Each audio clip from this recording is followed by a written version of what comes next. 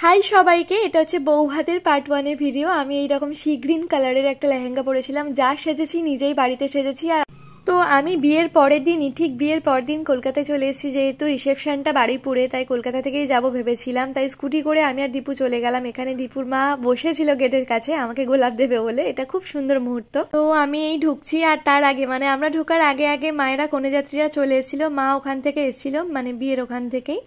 আর আমাদের আগে আগে দীপুর মা বাবা দাদাও চলে এসেছিল। আর এই যে আমি ঢুকলাম, সবাই ছবি তুলছিল।